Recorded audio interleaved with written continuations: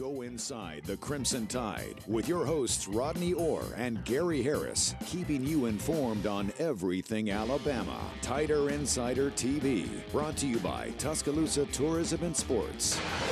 All right, good evening, everybody, and welcome into Tider Insider TV, as you heard, brought to you by Don Staley and the good folks at Tuscaloosa Tourism and Sports.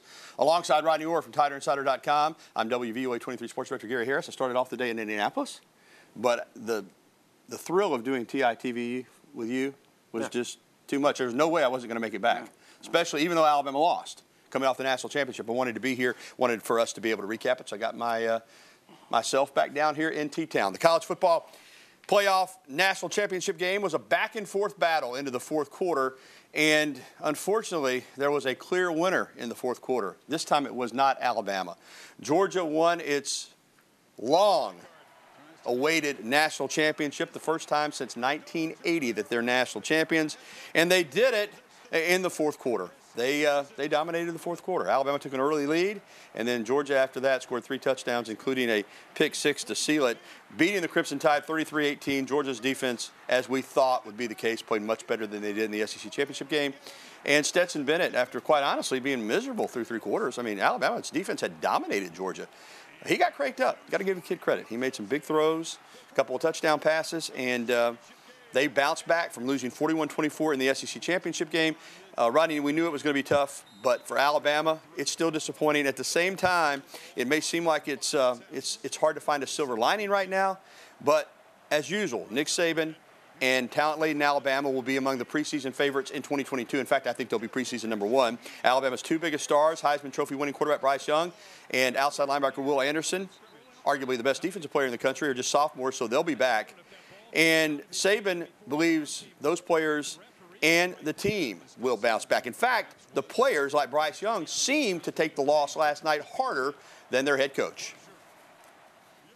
Just didn't execute. One reason or another, didn't execute. And, ball touches my hands every play, and it's my job to put the ball into the end zone. And I wasn't able to do that tonight. So it was different things. But at the end of the day, as a leader, it's on me. Never losing that taste in your feeling. Remembering how this feels, coming back in the off season and grinding harder than ever so that we don't feel this again.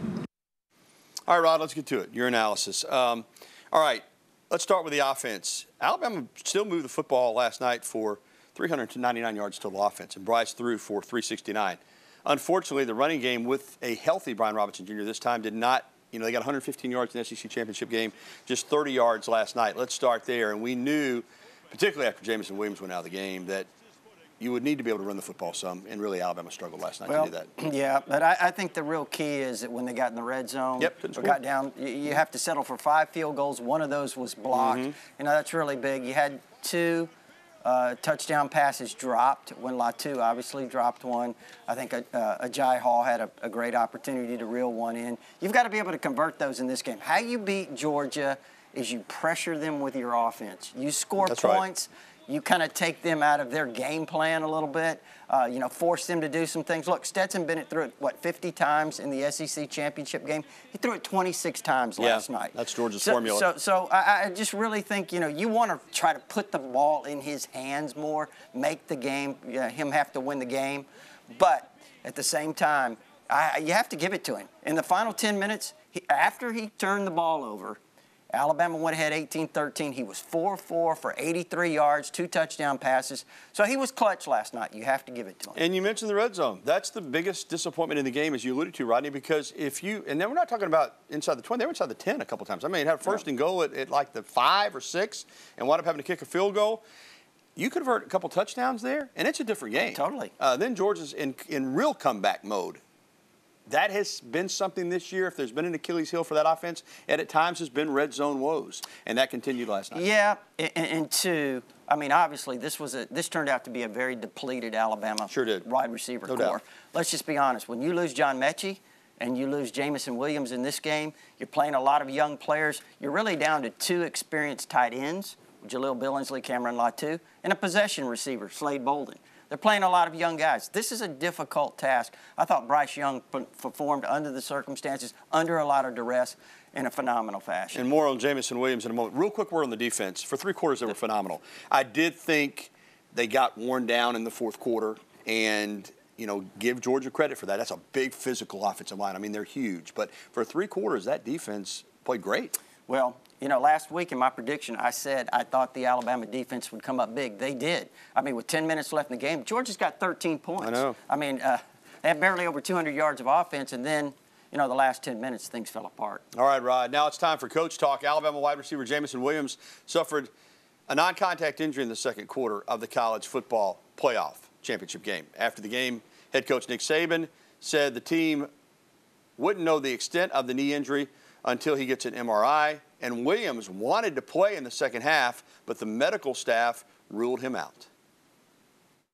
So anytime you lose players like this, it has an impact on your team. It gives other players opportunities, and I'm not disappointed in how they responded to that, but there's no question that you win with great players. You win with great people. So when you take them out of the lineup, it has to have some impact. His status in just a moment. But first, I thought the young wide receivers competed. But again, you heard Nick Saban say it. He didn't make an excuse. But you're without Mitchie and Williams. You don't think that's going to change your offense? You don't think Bryce Young, I.J. Hall played well in the game, but he hadn't played really all year. Ja'Cory Brooks had played well, but he'd been a complimentary guy. All of a sudden, he's your lead guy. Holden's out there. Slade Bolden, I thought, played great last night. But it changed the dynamic of Alabama's offense, and that's just a fact. Oh, yeah, no question about it. We talked about that, Gary. Actually, I talked to an All-American, former All-American quarterback today about that, and he talked about how it changes everything. Your timing, the trust you have with your receivers, the expectations you have because you've been working with them.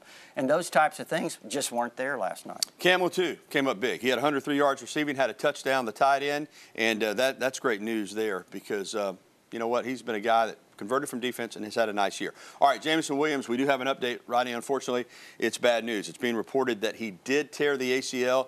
I was very hopeful that it wasn't the case. I watched him walk off the field, and he looked fine. Of course, we know walking's not as difficult as, stopping and starting with an ACL. I don't know how this is going to impact him for the draft. We're going to look at the injury right there. I do think that he obviously is a first-round talent. I don't know. He's still a first-round talent. If people, though, will look at this as a negative, I still expect him to go to the draft, but this is certainly a tough break for him. It really is. It really is. Tough for the team, tough for him last night. I know he wanted to be out there. He's certainly a competitor. He's a guy, Gary, you really have to applaud him, what he did once he got here. Really helped this team tremendously. He was a difference maker in this entire season. But moving forward, as you mentioned, I think he's still a top 15, 20 pick. All right, Rod. Well, we are going to move on. We're still going to talk plenty of football, and I'm sure we'll have some phone calls. Still to come on TITV, Alabama men's basketball is set for a showdown tonight with the highest-ranked team in the Southeastern Conference, and it's our neighbors to the southeast, in-state rival Auburn. And many of the questions Alabama faces this offseason, like all teams, deal with the transfer portal. And, yes, names started going into the portal today, a lot of them from the University of Alabama. We'll have the latest on that and the changes in the roster coming up, and we'll be getting to your phone calls, emails, and tweets. I would encourage you to go ahead and get in now at 205-348-WVUA. That's 348-9882. Or you can email us at the address on your screen or tweet at us using the hashtag TITV so we will see it. We'll be right back with the only show that takes you inside the Crimson Tide. The one, the only, Tider Insider TV will return right after this. Well, a little afternoon today. The Crimson Tide arrived back at the Malmore Athletic Complex. They flew into Birmingham, bus to Tuscaloosa. And that's the great thing about Alabama fans. Here you see Coach Pete Golden, the defensive coordinator, and one of his children, a couple of his children. And the team was greeted by fans, obviously disappointed, but I think proud of the effort this team put in this season. And, Rod, before we move on to basketball, I do want to ask you about this team this year. And I said this on my radio show this morning. I was on a radio show in Huntsville. I was on a radio show in Mobile. I said it every time. I think it was a great season. Yeah, disappointment last night, sure. You wanted to win the game. But I think once Alabama fans remove their emotions from it, to look at what this team lost from last year, 8 of the first 38 NFL draft picks from the University of Alabama. First-year starter at quarterback. I know he's talented. He's great, but he'd never played before, really. All kinds of changes in the offensive line. Running back, wide receiver, on defense as well. And then you have all the attrition that they had during the season. There were about 8 or 9 guys that were major players, starters and backups, that started the season against Miami that weren't available last night in the second half of that game. To get to where they got to win the SEC championship, which is a big deal, and play for the national championship, I think it was a great year. Yeah. Well, you lose 2 elite receivers. You lose an All-American linebacker in the first half of the first game. You lose your 2 starting cornerbacks. You lose 2 of your top running backs. You know, it's tough to overcome those types of things. And plus, you talked about the draft choice. They had 10 guys taken in the draft, 6 first-rounders. That doesn't include the year before when you lost a bunch of players. So you've had a lot of turnover. They exceeded expectations, in my opinion. I thought Kyrie Jackson played well, but he was a third-team corner. He had not played hardly at all. And last night, he started in the national championship game. So I think Alabama had a great year when you keep it in context. All right, welcome back to TITV. And we're sponsored by Tuscaloosa Tourism and Sports. Well, despite last night's loss to Georgia, Alabama football, no surprise here is the pick to win it all in 2022, according to ESPN, in their way too early projections. So the future is bright. But there are going to be changes in the roster at every school. Transfer portal news, Rod, and it's already hitting here a lot at the University of Alabama. Backup quarterback Paul Tyson, who put out a great message on social media, and will have his degree from Alabama. Of course, he is the great-grandson of the legendary coach Paul Bear Bryant. He is in the portal. Tight end Jaleel Billingsley. Outside linebacker Drew Sanders, who I think is a heck of a football player. That man, number 19. The tight end, as mentioned, Billingsley. Outside linebacker King Makuta. Offensive lineman Tommy Brown. There may be some more that have gone in since I made up this list, but that's the new world of college football. It is just a reality. You're going to lose players. Then Alabama is going to, like all schools, look at the transfer and try to add to its roster as well. Yeah, I think of that group, the one that probably stands out to me the most, it would be Drew Sanders. I think he had a lot of talent. Obviously, he was moved into that starting role at outside linebacker when Chris Allen went down. Did a fantastic job, Gary. Then he gets hurt at Ole Miss, and he's got a blossoming star behind him in Dallas Turner, who had a tremendous game last night, a true freshman. So, you know, Drew decides he's going to move on, and again, I really wish he would stay because he is a fantastic player. A word on 17 from you on Paul Tyson. Listen, he never really got to play, but he was a great teammate, getting his degree, loves this university, from the most famous football family in the history of the University of Alabama. And sometimes when players go in the portal, you know, you have mixed emotions. In his case, I think everybody feels good. I think he feels good. They want to see him now go on somewhere and have a chance to play. Well, and I think he can. I think, you know, finding the right program for him, he can be successful. He was highly recruited, tremendous player at Hewitt-Trussville, had a great high school career. So we certainly wish him well. All right, let's move on to basketball. Alabama hosts number 4 Auburn tonight. That's right, the Tigers up to number 4. They only have 1 loss. Crimson Tide is 24th in the Associated Press top 25 and 25th in the coaches poll. So it's a top 25 matchup between these two schools. We haven't seen that when both teams are in the top 25 in, I think, 35 years. For Alabama, the Tide has been great at times. They beat Gonzaga out in Seattle. They beat Houston, got a road win at Florida. But this past Saturday, I mean, I don't know any way to put it. That was a horrible loss. They were a 13-point favorite against Missouri. Missouri had not won a conference game, had struggled all year, didn't really expect to be competitive in the game, and Kobe Brown, who's from Huntsville, lit the Tide up, and it was a bad loss. And that seems to be the nature of this Alabama basketball team. They seem to play up or down to their level of competition. But, Rodney, you would expect tonight, particularly coming off that loss with Auburn here, that you're going to get a great effort from Alabama tonight. You would think so. I mean, you talking about playing up and down, they better play up tonight because this Auburn team's really, really good. But, listen, I think the Coliseum will be jumping. And we'll see how this team responds because they need to respond in a big way. Absolutely. This will be a huge win tonight for Alabama basketball, not only because it's in-state rival Auburn, but in terms of all the rankings and everything else that goes toward March Madness. All right, women's basketball. Alabama women lost a tough one at Georgia this past weekend. They dropped it 72-68. Alabama has been very competitive, but, you know, they were talking about famous families in Alabama sports. Sarah Ashley Barker playing for Georgia.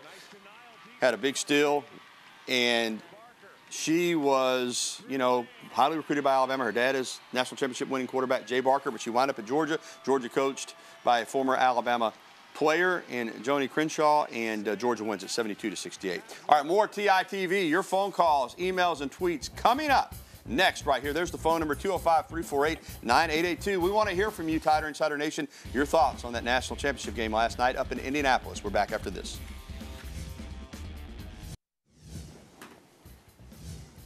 Former Alabama All-American Sylvester Croom and this is a great honor, has been elected into the College Football Hall of Fame. He's one of 18 players and 3 coaches, part of the 2022 class. Croom played center at Alabama. The Tuscaloosa native helped the Crimson Tide win 3 SEC championships and a national title as a player. After he finished playing, he went into coaching, had a great career, including being hired in 2004 as the head coach at Mississippi State, becoming the first African-American head coach in SEC football history. Congratulations to Coach Croom. And welcome back to TITV alongside Rodney Orr. I'm Gary Harris. Let's get right out on the phone lines tonight at 205-348-9882. That's where we find our pal Sammy from up in Walker County. Hey, Sammy. Hey, Gary, Rodney. Thanks, guys. Great coverage up in Indianapolis, too, Gary. And I also want to say all year long, guys, y'all have brought it to the fans. So, thank you so much. Thank you.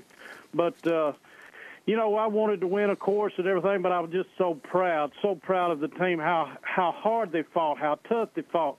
My TV said like 7 minutes to go, we're 1 point down. Mm-hmm. That's how close it was. And then the Georgia offensive corner, the light bulb came on and said, hey, we can beat them deep. So basically that drive, and that was it. That was the game, fellas. But I was just so proud. Probably Nick Saban's the greatest coaching job this year. They was, you know, I'm just so proud of them.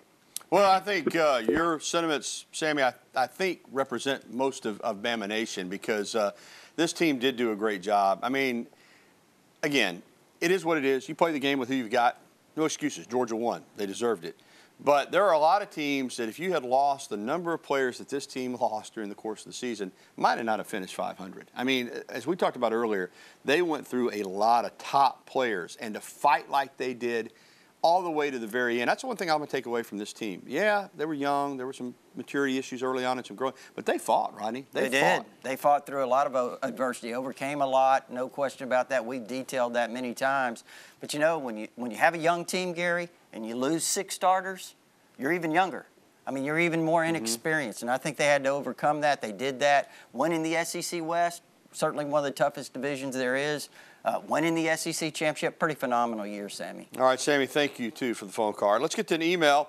This is from Donna in Tuscaloosa. How will NIL deals impact recruiting in the future? Well, Don, I think we've already seen that. Texas A&M just brought in one of the greatest recruiting classes on paper of all time, in large part due to the NIL. Even though technically you're not supposed to use NIL in recruiting, listen, it is what it is. This was a video we shot of John Matchey earlier this year at Taziki's here in Tuscaloosa signing his NIL deal. It's a big part of it, right? I mean, it's naive to think that it's not. And you need to have a good NIL plan in place if you're going to lure the top recruits in the country to your school. Well, just look what Texas did. I mean, they were struggling to get offensive linemen. They're late in the recruiting process. They come up with an NIL deal where every one of their offensive linemen get $50,000 a year.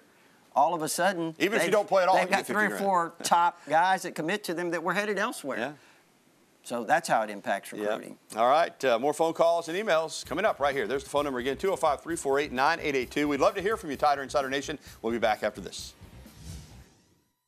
It turned out to be fairly lopsided. The Sooners won at 197.4 to 195.875. Of course, a lot of people are going to lose at Oklahoma, so Alabama challenged the team right off of the start of the season. But not a great meet for Alabama. They'll be on the road again at number 2 Florida. And that is going to be on ABC. The first time a women's college gymnastics meet will be broadcast live on a network channel. So that'll be pretty cool for Alabama gymnastics. Welcome back into the program, and we're going to jump right back out on the phone lines. Rodney, we got Steve with us. So welcome in, Steve. How are you? Doing good.